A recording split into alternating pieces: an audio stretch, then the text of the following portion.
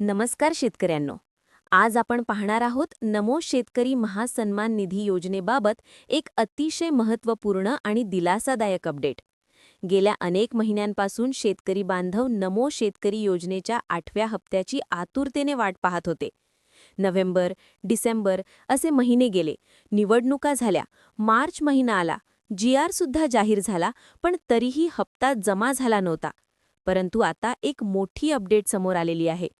राज्याचे कृषी मंत्री दत्तात्रय भरणे यांच्या अध्यक्षतेखाली नुकतीच एक महत्त्वाची बैठक पार पडली. या बैठकीत पीक विमा, विविध योजना आणि नमो शेतकरी योजनेच्या निधीबाबत चर्चा करण्यात आली.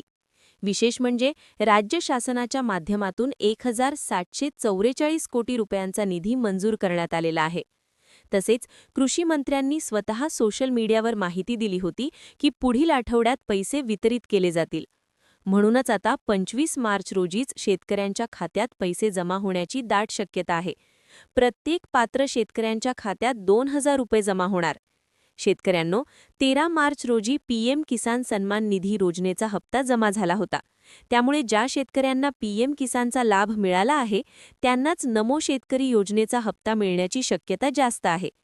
यावेळी सुमारे 90 लाखांहून अधिक शेतकरी लाभार्थी असणार आहेत.